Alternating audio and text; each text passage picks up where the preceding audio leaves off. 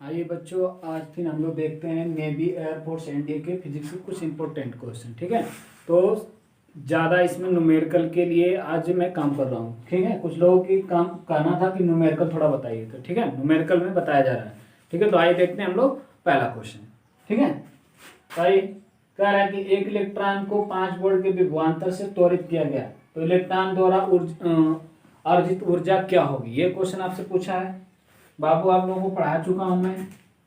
ठीक है, V बराबर W/Q में पढ़ाया हूं, तो W बराबर आपको V इंटू क्यू मिल जाएगा। देखिए तो V का वैल्यू कितना दिया है, 5 वोल्ट।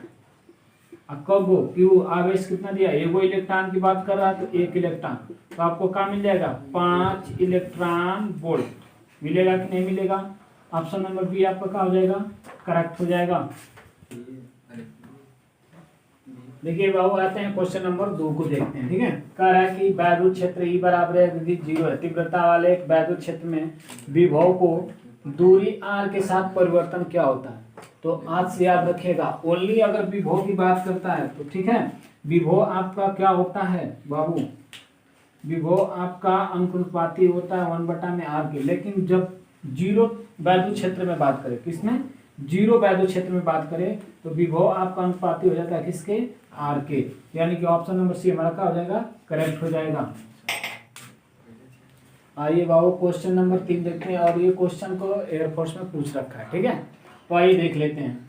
एक इलेक्ट्रॉन को दूसरे इलेक्ट्रॉन, ठीक है, एक इलेक्ट्रॉन को दूसरे इलेक्ट्रॉन के अधिक समीप ले जाने पर निकाय की वैद्युत स्थितिज ऊर्जा पर क्या प्रभाव पड़ता है, घटती है, बढ़ती है, परिवर्तित करती है, शून्य हो जाती है।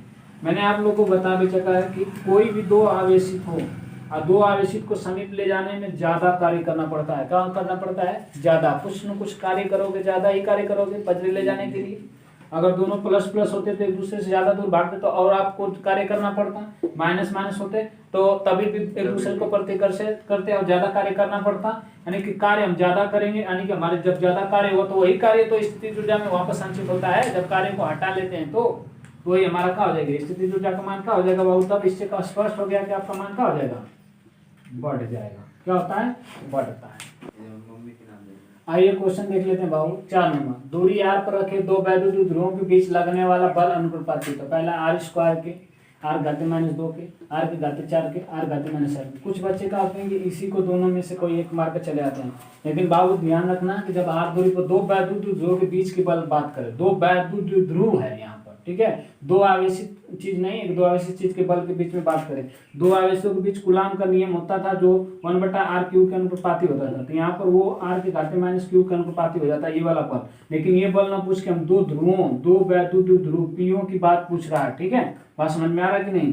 तो यहाँ पर क्या होता है बाबू, r के घाते -4 के अनुपाती होता है। दिमाग में जानू बैठा लीजिएगा इसको। आइए बाबू देख लेते, ये क्वेश्चन को पूछ रखा है डबल ए में। दो बिंदुओं के बीच विभवांतर 50 वोल्ट है। एक दूसरे से, एक बिंदु से दूसरे बिंदु तक ले जाने में 2 × 10⁻5 कूलाम आवेश को ले जाने में कार्य कितना होगा। ठीक है, आपसे ये क्वेश्चन पूछ रखा है बाबू। तो हमको देखिए आवेश का वैल्यू दिया है 2 × 10⁻5 और विभवांतर V बराबर दिया है 50 वोल्ट, यही दिया ना बाबू। तो हम जानते हैं, अभी आप लोगों को पढ़ाएं कि V बराबर W/Q। विभव की परिभाषा होती है किसी एकांक आवेश को अनंत से लाने में किया गया कार्य और उस आवेश की निष्पत्ति को हम क्या बोलते हैं, विभव बोलते हैं। तो V बराबर W/, तो हमसे W पूछा है तो V इंटू का हो जाएगा बाबू, Q हो जाएगा। तो यहाँ पे देखिए 2 × 10⁻50 और गुणे 50 को 50 गुना के 100 को गुणा कर देंगे तो हमको क्या मिलेगा, 10⁻³ जूल। 100 2 को 0 से यहाँ पर 100 हो जाएगा, तो 2 0 से इसमें 2 को -100 घट जाएगा, तो 10⁻³ क्या हो जाएगा, 3। यानी ऑप्शन नंबर ए बाबू क्या हो जाएगा, करेक्ट हो जाएगा। आइए बाबू पूछा है 6 नंबर क्वेश्चन की वैद्युत धारिता का मात्रक होता है। पहला ऑप्शन है कूलाम प्रति volt, coulomb into volt, coulomb प्रति जूल, जूल प्रति कूलाम। तो देखिए बाबू वैद्युत धारिता C बराबर है, आप लोगों को मैं पढ़ाया हूँ Q/V। Q का मात्रक क्या हो गया, कूलाम, और V का मात्रक क्या हो गया, वोल्ट। तो यहाँ से हमारा ऑप्शन कौन सा मिल गया, कूलाम प्रति वोल्ट। ऑप्शन आपका क्या हो गया, राइट। यही वैद्युत धारिता का एक मात्रक फैराड भी होता है। क्या होता है, फैराड। तो आपसे पूछता है एग्जाम में, पूछता है कि 1 फैराड बराबर कितना होता है, तो 1 कूलाम प्रति कितना होता है, वोल्ट होता है, इसको ध्यान में रखिएगा बाबू, ये भी क्वेश्चन को आपको में पूछ रखता है। अब देखिए यहाँ पर जूल प्रति कूलम, पीछे मैं पढ़ा चुका हूँ, वैद्युत क्षेत्र का एक मात्रक है जूल प्रति कूलम। आइए बाबू यहाँ पर मिस्टेक हो गया था, जूल प्रति कूलम दिया है, हम सोचे कि न्यूटन प्रति कूलम है। न्यूटन प्रति कूलम आपका मात्रक होता है वैद्युत क्षेत्र ई का। जूल प्रति कूलम भी बराबर अभी पीछे में पढ़ा W/Q, यानी जूल प्रति कूलम किसका होता है, विभव का होता है। एक गोलाकार चालक की धारिता 1 पिकोफैरड और इसकी 1 पिकोफैरड है तो इसकी त्रिज्या होगी। ये बाबू एयरफोर्स में कई बार क्वेश्चन को पूछ रखा है, इसको एकदम बैठा लीजिए, ठीक है। आप लोगों को मैं पढ़ा चुका हूँ वैद्युत धारिता C बराबर 4πε0 × A, जहाँ ए हमारी क्या होती है, त्रिज्या होती है। तो देखिए तो ए बराबर मैं कहूँ तो नीचे चला जाएगा 1/4πε0 × C, और इसका मैं आप लोगों को पढ़ा हूँ 9 × 10⁹ और इसका C का वैल्यू दे रखा है 1 पिकोफैरड। 1 पिकोफैरड में 10⁻12 फैरड होगा, ठीक है। 1 पिकोफैरड में कितना होगा बाबू, तो 10⁻12 और 10�−12 के इसमें क्या कर लेंगे, मल्टीप्लाई, आपका ये आ जाएगा मीटर। तो ये बराबर आपका क्या हो जाएगा, यहाँ पर कर देंगे तो 9 × 10⁻³ मीटर, यानी कि ऑप्शन नंबर ए आपका क्या हो जाएगा, करेक्ट। ये एग्जाम में पूछता है ऐसा क्वेश्चन। आइए बाबू एक क्वेश्चन 3 दे दिया मैं उसी पर, ठीक है, उसी पर एक और दे दिया कि आपका रिवीजन हो जाए। कह रहा है कि धातु के गोले की धारिता कितना है, 1 माइक्रोफैरड है, तो उसकी लगभग उसकी त्रिज्या लगभग होगी, सॉरी यहाँ पर मिस्टेक हो चुका है, उसकी त्रिज्या लगभग होगी, ठीक है, यहाँ पर त्रिज्या है। तो अभी मैंने C बराबर आप लोगों को पढ़ाया 4πε0 × A, तो A बराबर आपका क्या हो गया 1/4πε0 × क्या C। यहाँ पर A न मान का आप R मानो, R मानोगे तो ज्यादा बेटर तुमको समझ में आएगा, ठीक है। तो इसका क्या होता है 9 × 10⁹ और कूलम दिया है, देखो ये दिया है C बराबर 1 माइक्रोफैरड दिया है, कितना दिया है 1 माइक्रोफैरड दिया है, ठीक है। तो इसको बदल दोगे तो C बराबर आपको मिल जाएगा 10⁻6 फैरड, 1 माइक्रो में 10⁻6 फैरड।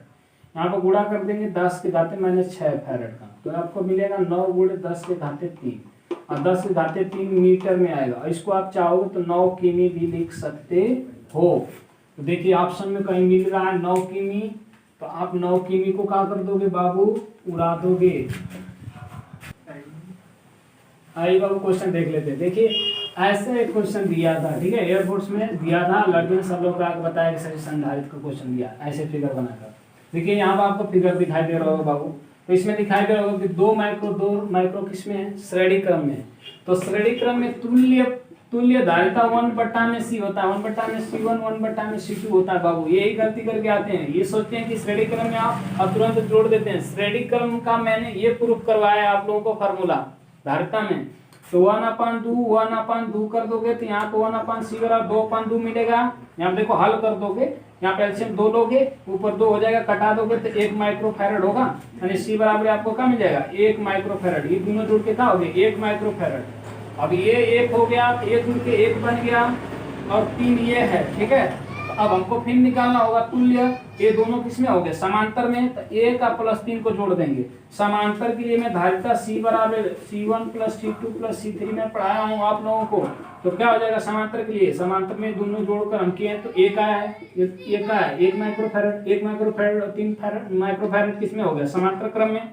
तो 1 को और 3 को हम क्या कर देंगे, जोड़ देंगे तो हमारा क्या आ जाएगा 4 माइक्रोफैरड। कहीं ऑप्शन में दिखाई दे रहा है, यानी ऑप्शन नंबर ए ही हमारा क्या है, करेक्ट है। क्या हो जाएगा ए हमारा क्या हो जाएगा, करेक्ट हो जाएगा। आइए बाबू उस पर रिलेटेड एक क्वेश्चन और कराया जा रहा है, और कह रहे हैं लड़के कुछ के ऐसा भी पूछता है कि चित्र में ए बी के बीच तुल्य धारिता होगा, ठीक है। कुछ लोग गलत करके आते हैं बाबू, इसमें पूछा ए बी, ठीक है। आइए हम देखते हैं, ठीक है। हमसे पूछा है कि चित्र ए और बी के बीच तुल्य धारिता, ए और बी के पूछा है। तो देखो बाबू मैंने बताया था श्रेणी क्रम और समांतर क्रम पहचानने का तरीका, ए और बी को रोक लिए तो देखो तो ए वाला लाइन मिला, इसका दूसरा सिरा इस प्रतिवर्ग के पहले सिरे से जुड़ा है, यानी कि 3 और 6 किसमें हो गए श्रेणी क्रम में। तो श्रेणी क्रम के लिए तुल्य धारिता में ज्ञात करवाना 1/C, क्या कराऊं भैया 1/C श्रेणी क्रम के लिए। तो यहाँ पर 1/3 और 1/6, तो 1/c एलसीएम कर दोगे 6, 3 गुना के 6 और 1, तो C बराबर आपको मिल जाएगा 6/3, कटा दोगे तो 3 गुना के 6, 2 माइक्रोफैरड आएगा कि नहीं बोलिए। ये वाला 2 माइक्रोफैरड, ये वाला दोनों मिलकर भैया कितना का आ गया 2 माइक्रोफैरड का। और 2 माइक्रोफैरड और 2 माइक्रोफैरड किस में हो गया आपका समांतर क्रम में, हुआ कि नहीं। और समांतर क्रम में मैंने बोला था कि C1 + C2 होता है। धारिता के लिए ये प्रतिरोध नहीं है, धारिता की बात हो रही है। तो 2 और 2 जोड़ देंगे तो हमको कितना आ जाएगा 4 माइक्रोफैरड। यही आपका ऑप्शन नंबर ए बाबू क्या हो जाएगा, करेक्ट हो जाएगा। ऑप्शन नंबर ए हमारा क्या हो जाएगा बाबू, करेक्ट हो जाएगा। तो चलिए, वीडियो अगर अच्छा लग रहा हो तो लाइक शेयर कमेंट करिएगा। अगर इस पार्ट का और आप लोगों को चाहिएगा तो कमेंट में करके जरूर बताइए, ठीक है। आप लोगों के लिए सपोर्ट किया जा रहा है बाबू, तो वीडियो में थोड़ा सपोर्ट कीजिए और शेयर भी करते रहिए और चैनल को सब्सक्राइब भी।